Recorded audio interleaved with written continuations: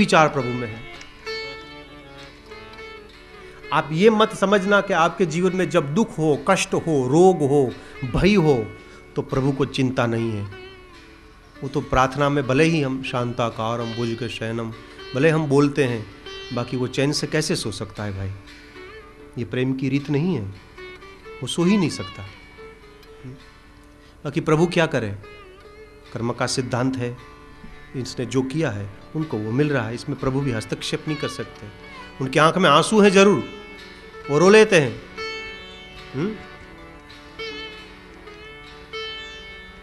प्रभु को रुलाना आसान नहीं है, मैं बता दूं। प्रभु को हंसाना बहुत आसान है। प्रभु को कोई भी हंसा सकता है, रुला नहीं सकते। ज्ञानी लोग भगवान को हंसा सकते। योगी योग से जब को सिद्धि आ जाती तो भगवान हंसेगा। उपजा जब ज्ञाना तो प्रभु मुस्काना। प्रेम जब होता है ना, विशुद्ध प्रेम, जब जाकर प्रभु रोता है, नहीं तो नहीं रोएगा। हंसता है जरूर, हंसा सकते हो आपको देखकर वो हंसता है। बाकी प्रभु को रुलाना है तो विशुद्ध प्रेम करो इनसे। विशुद्ध प्रेम का अर्थ होता है मेरी कोई मांग नहीं, मेरी कोई चाह नहीं, मेरी कोई इच्छा नहीं।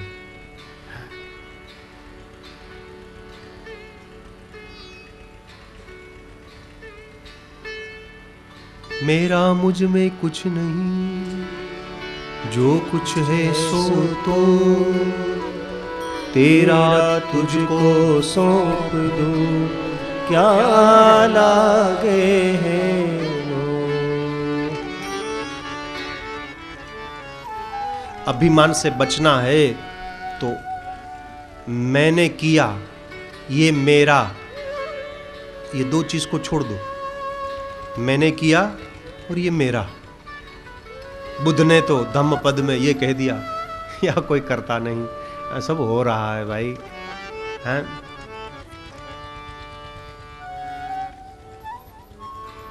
जिनके हाथ में पंखे हैं वो तो हवा ले सकते हैं, जो पंखे के नीचे बैठे हैं उनको भी थोड़ी हवा आएगी।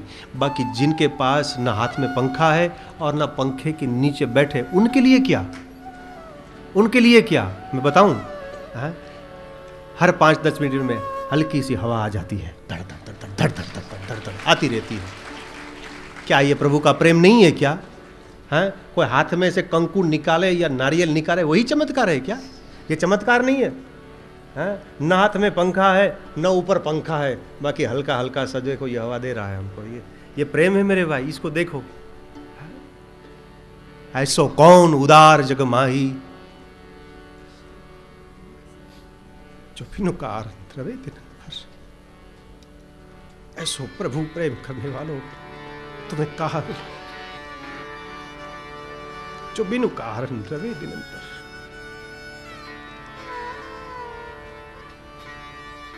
ये तो कुकर्मी, कुसंगी, कुबुद्धि, हमारे में तो शुभ विचार नहीं आता, हमने कोई सुकृत नहीं किया।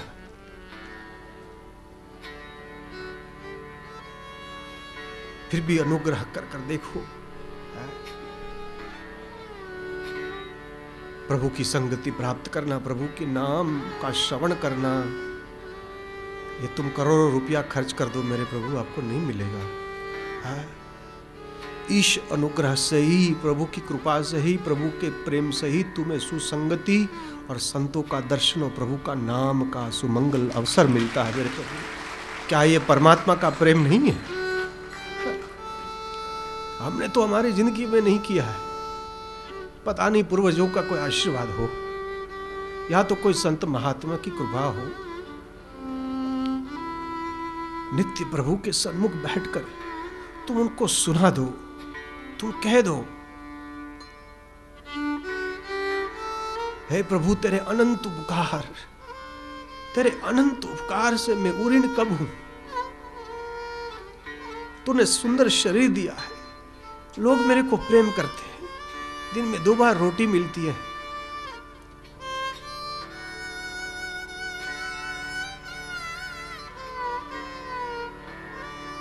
ये प्रभु के प्रेम है मेरे, और इसके बदले में उन्होंने कभी मांगा ही नहीं। ये भी नहीं कहता कि तू मेरा दर्शन करने आओ,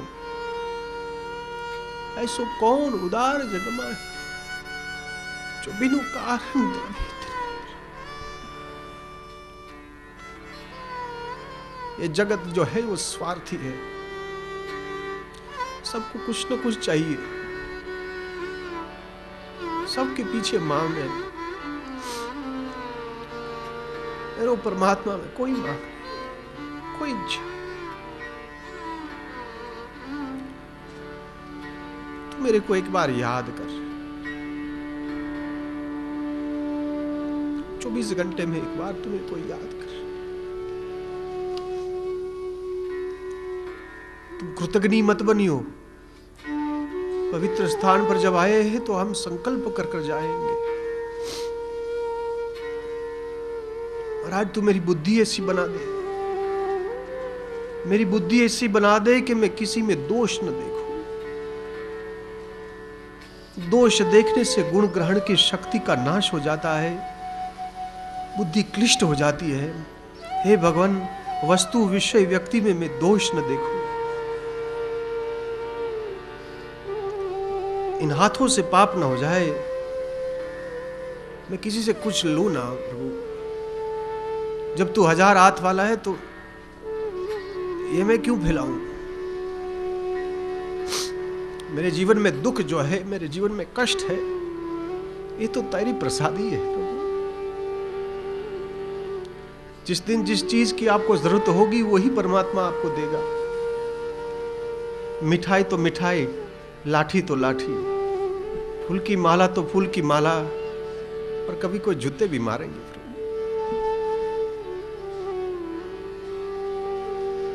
तुम्हारा संबंध जगत के साथ नहीं है, तुम्हारा संबंध जगदीश के साथ है।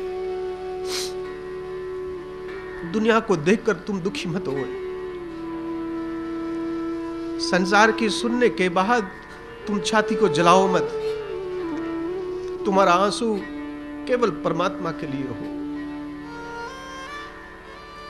तुम्हारे आंसू का मूल केवल परमात्मा ही कर सकते हैं। ये दुनिया को कोई परवाह नहीं कि तुम जियो या मरो।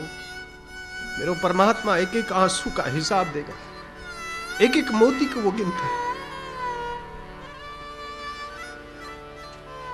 हमारे जैसे गटर का जीव को जो वो व्यास गादी पर बिठा सकते हैं, तो तुम्हारे जैसे पवित्र जीवों के लिए क्या नहीं करेगा?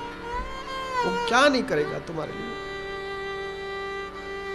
हमारे जैसे अधम को वो उधार सकता है, हमारे जैसे पापियों को पवित्र बना सकता है। तो तुम लोग तो निष्पाप हो, तुम तो पवित्र हो। ईश्वर के सन्मुख बैठकर एकांत में तुम उनके लिए आंसू बहाओ। तुम्हारे प्रभु जो है वो तुम्हारे लिए भी रोएगा, वो ऊऋण हो जाएगा। वो केवल विद्यमान नहीं है, वो वर्तमान भी है। वेदांतियों भले कहे विद्यमान है, हम कहते वो वर्तमान भी है। वो इसी वक्त, इसी समय, अभी ही वो आपके सामने प्रकट है। तुम्हारी आंख को अभ्यास करो, वो तुम्हें मिलेगा जरूर। और हम यहां बैठे आज प्रथम दिन कह भी देते हैं, आपकी 9 दिन की यात्रा में ये आपको मंद मंद मुस्कान करने वाले, तिरछी नजर वाला, ये हाथ में बांसुरी लेकर मोर मुकुटधारी, यदि 9 दिन में आपका उनका दर्शन नहीं हुआ तो तुम ब्रज में आइए ही नहीं महाराज। तुम्हें जरूर मिलेगा। तुम उनको खोजो, ये पत्ता पत्ता में, बालू में, मिट्टी में हैं। आए हैं तो हम एक और बात भी बता दें, यहाँ बिल्कुल सामने यमुना महारानी विराजमान है। 24 घंटे में एक बार उनका दर्शन जरूर करियो। जब तक तुम हो यहाँ, चले जाओ तो वो तो दूसरी बात है, बाकी जब तक हो बोलने की कोई जरूरत नहीं है। माँ उसी को कहते हैं जो सब कुछ जानती है, उनको सब पता है। तुम हाथ जोड़कर उनके सामने खड़े रह जाओ, तुम्हें मांगने की क्या जरूरत है? वो भक्ति स्वरूपा है, सब जानती है। एक बार उनका दर्शन कर लेना बस। स्नान नहीं करने का, पान करने का है। तुम्हारी कुटिया जहाँ भी हो, जब जाओ तो पहले स्नान कर कर जाना, बिना स्नान कर नहीं जाना, पवित्र होकर जाना। ये भक्ति स्वरूपा है, इसका पान किया जाता है। हाँ? साबुन लेकर नहीं जाते, कपड़े नहीं धोते, इनकी मर्यादा है। वहाँ कूड़ा कचरे नहीं होते, वहाँ थूकते नहीं हम। तुम्हारी कुटिया जहाँ भी हो, वहाँ से पवित्र होकर, पवित्र वस्त्र पहनकर ही तुम वहाँ जाइयो। हाँ, और कोई बोलने की जरूरत नहीं है, सब जानती है। नमामि यमुनामहं सकल सिद्धि है तू मुदा, मुरारी पद पंकज स्फुरत मंदरेणुत्कटां, तटस्थ नवकानना प्रगट मोद पुष्पाम्बुना, सुरासुर सुपूजिता श्रियपितु श्रियं बिभ्रति, कलिन्दगिरिमस्तके त्वतदमन्दपूरोज्ज्वला, विलासगमनोलसत्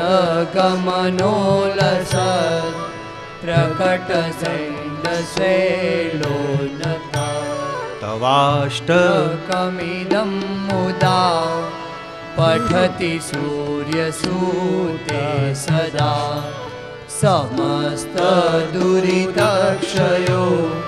भवति वै मुकुन्दे रति, तया सकलसिद्धयो मुररिपुश्च सन्तुष्यते।